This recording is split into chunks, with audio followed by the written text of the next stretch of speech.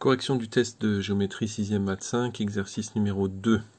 Alors on vous dit dans un repère orthonormé OIJK, on vous donne les coordonnées d'un point P et d'un point Q, et on vous demande de trouver une équation cartésienne du plan OPQ. Donc OPQ, sachant que P a pour coordonnées 0, 1, 0, et Q a pour coordonnées racine de 2, 0, 1. Voilà, donc une question assez classique, qu'il faut absolument savoir faire. Donc il nous faut un vecteur normal de ce plan.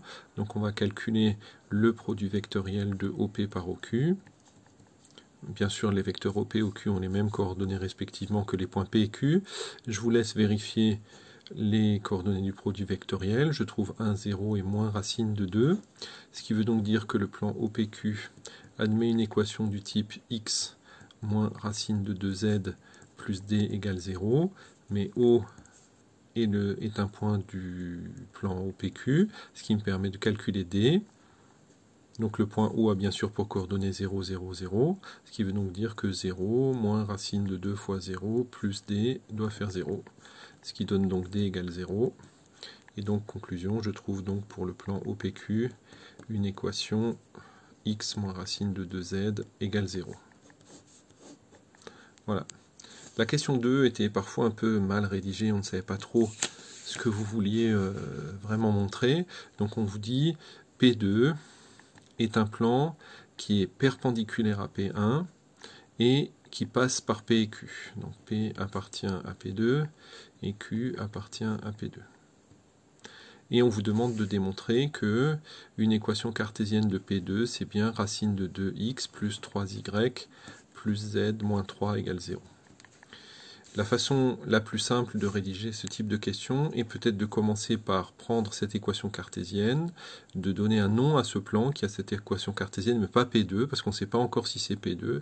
Donc on va l'appeler par exemple, je ne sais pas moi, P...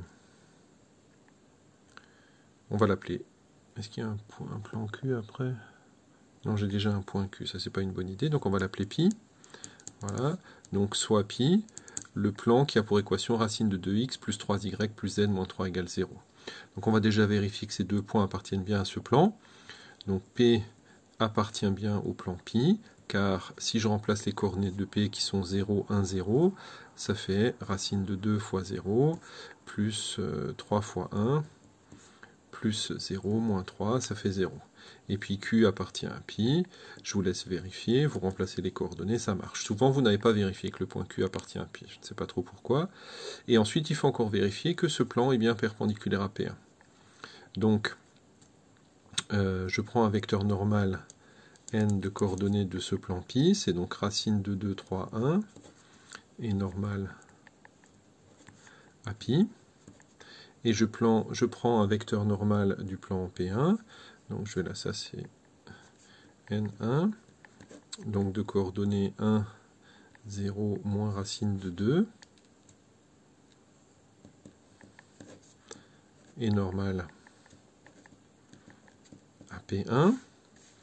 Si je calcule n scalaire N1, je trouve racine de 2 fois 1, plus 0, plus moins racine de 2, donc ça fait racine de 2 moins racine de 2, ça fait 0.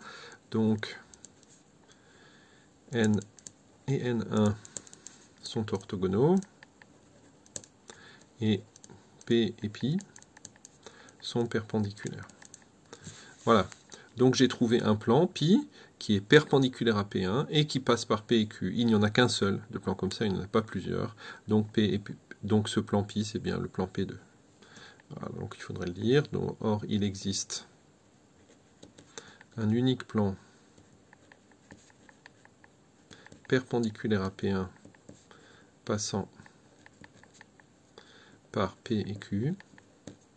Donc, pi, c'est bien le plan P2. Voilà, troisième question. On nous demande de donner une représentation paramétrique de la droite D perpendiculaire à P2 passant par O. Donc D est perpendiculaire à P2, donc le vecteur n ici, qui est normal à P2, est un vecteur directeur de D. Et en plus, O appartient à D. Ce qui me permet donc de dire que D a pour représentation paramétrique x égale racine de 2 fois k, y égale 3k, et z égale k, k appartenant à R, puisque le point O a pour coordonnées 0, 0, 0. Alors il est inutile, des fois vous vous fatiguez à multiplier ce vecteur pour prendre un vecteur collinéaire, vous le multipliez par 2, par moins 1, par 3, etc. C'est absolument inutile, vous pouvez prendre directement ce vecteur-là. Donc voilà pour la question 3. Question 4, là vous vous êtes fatigué souvent pour rien. On vous demande donc... Tiens. On vous demande, question 4, pardon. Question 4, on vous demande de trouver le point d'intersection de D et de P. Alors je vous rappelle que D a pour représentation paramétrique x égale racine de 2k, y égale 3k, z égale k, et le plan P2 a pour représentation paramétrique, pour équation cartésienne, pardon, racine de 2x plus 3y plus z moins 3 égale 0. Donc il y en a plusieurs d'entre vous qui se sont fatigués à chercher une représentation paramétrique du plan P2 pour pouvoir égaliser les deux systèmes. C'est très bien, ça fonctionne, mais c'est long, il y a beaucoup plus rapide. Il suffit de remplacer x, y et z dans l'équation de P2 ici. Ça donne donc racine de 2 fois racine de 2k plus 3 fois 3k plus k moins 3 égale 0. On résout cette petite équation qui a comme seul inconnu k. On trouve k égale 1 quart, je vous laisse vérifier. Et puis on remplace ensuite là-dedans dans l'équation de D. Donc le point T, qui est donc égal au point d'intersection de D avec le plan P2, a pour coordonnées bien racine de 2 fois 1 quart, donc racine de 2 sur 4, 3 fois 1 quart, 3 quarts et 1 quart. Voilà pour la question 4. Question 5. On considère le point R qui a pour coordonnées, je m'organise un peu, excusez-moi, le point R qui a pour coordonnées racine de 2 sur 2, 3 demi et 1 demi. Et on vous demande de vérifier que P2 est le plan médiateur du segment OR, c'est-à-dire qu'il doit passer au milieu de OR et être perpendiculaire à OR. Alors, déjà, il faut que chercher les coordonnées du milieu de OR. Donc, appelons...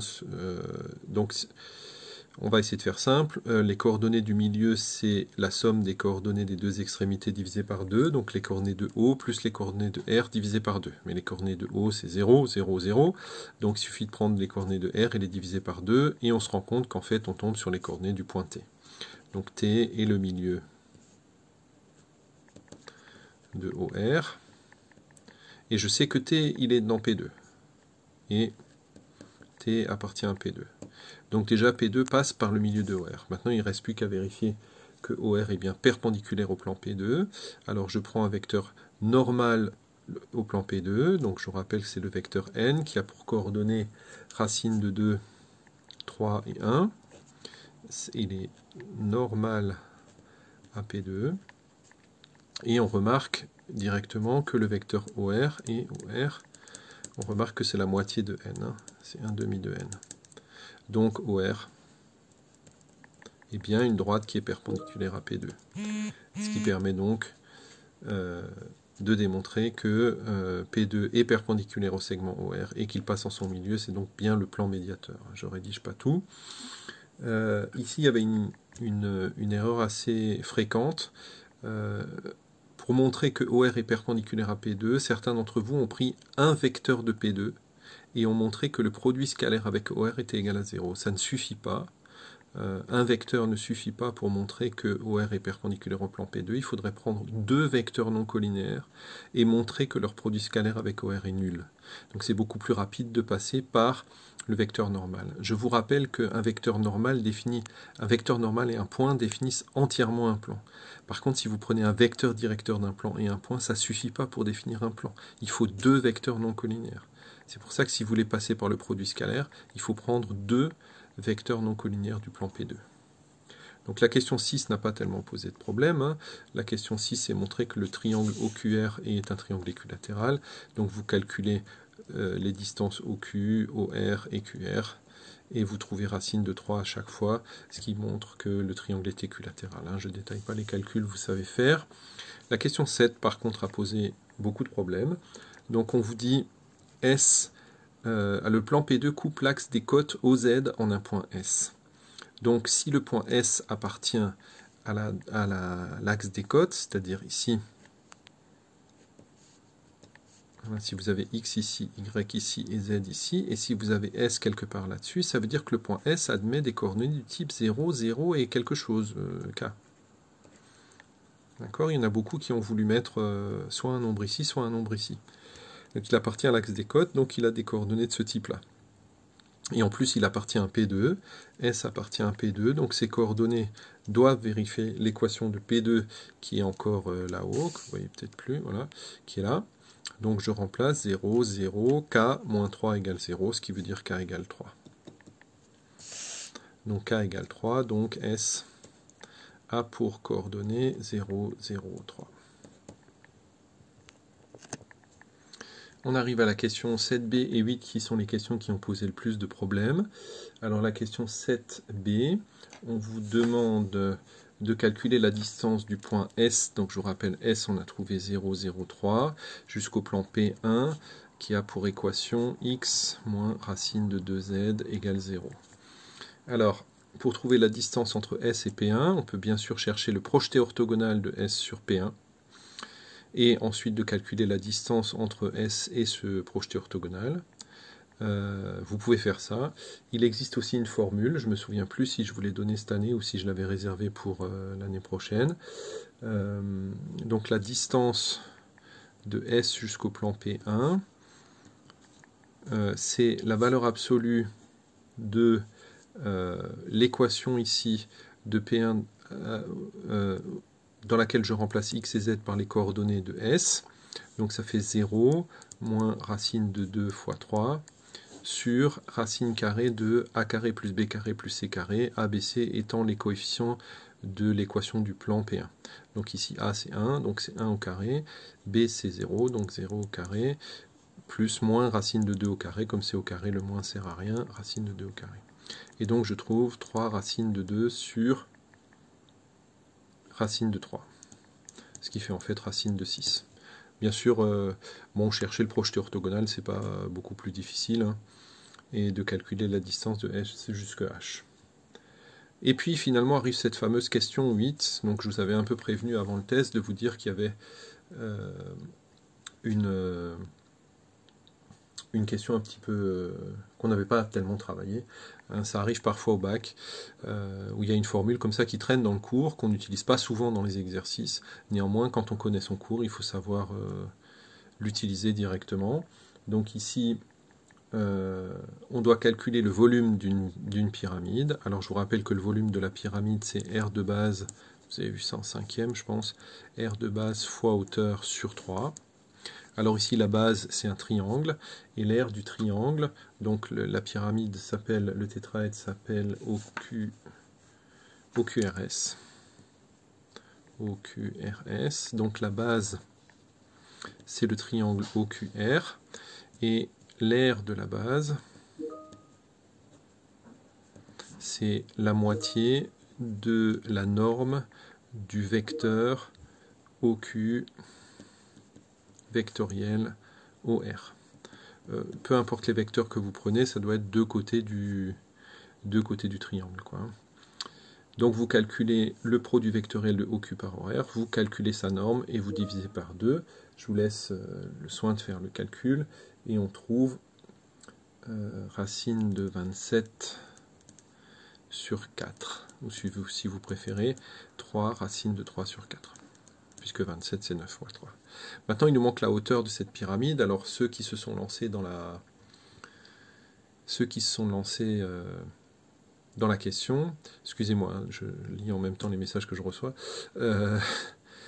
m'ont simplement affirmé que la hauteur du tétraèdre c'était la distance qu'on a calculée ici, racine de 6.